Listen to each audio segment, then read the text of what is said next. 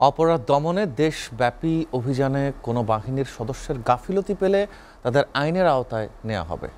বনানীর সামরিক কবরস্থানে পিলখানায় শহীদদের প্রতি শ্রদ্ধা শেষে এই হুঁশিয়ারি করেছেন স্বরাষ্ট্র উপদেষ্টা অবসরপ্রাপ্ত লেফটেন্যান্ট জেনারেল মোহাম্মদ জাহাঙ্গীর আলম চৌধুরী। এছাড়াও পিলখানা হত্যাকাণ্ডের তদন্তে স্বাধীন কমিশন গঠনের কথাও জানান।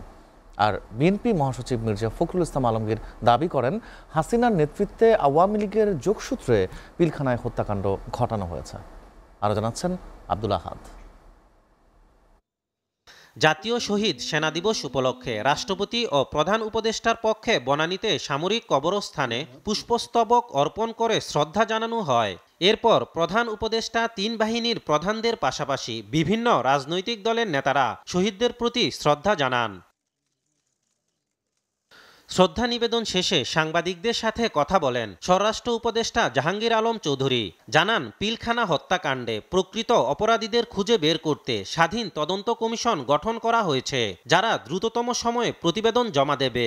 তদন্ত কমিশন গঠন করা হয়েছে এবং তাদের দেখবেন তাদের মর্যাদাও দিয়ে দিছে, যে ইসেরে অ্যাপিলেট ডিভিশনের জাজের মর্যাদা দেওয়া হয়েছে, যে প্রধান এটা কমিশনটা যেন সঠিকভাবে কাজ করেন এবং যারা দোষী তাদের যেন তারা ভালোভাবে করতে পারে, এই জন্য কিন্তু এটা করা হয়েছে এবং তারা তাদের রিকমেন্ডেশনের উপরে বেস করে আমরা পরবর্তী অ্যাকশনটা নিব।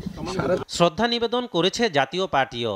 শ্রদ্ধা নিবেদন শেষে জাতীয় পার্টির চেয়ারম্যান জিএম কাদের সরকারের প্রতি আহ্বান জানিয়ে বলেন, পিলখানা হত্যাকাণ্ডে যে তদন্ত কমিশন গঠন করা হয়েছে তাদের তদন্তে যেন নিরপেক্ষ কোনো ব্যক্তি হেনস্থার শিকার না হয়। বর্তমান সরকার আবার এটাকে পুনঃ তদন্ত করছেন। আমরা যেটা মনে করি, যে কোনো তদন্ত, যে কোনো বিচার কার্য করা উচিত সম্পূর্ণ নিরপেক্ষতার ভিত্তিতে। কাজেই বর্তমানে যেটা হচ্ছে সেখানেও আমরা আশা করব সম্পূর্ণ নিরপেক্ষভাবে, নিরপেক্ষ দৃষ্টিভঙ্গিতে যেন এই তদন্ত কার্য এবং পরবর্তী কার্যক্রম করা হয়।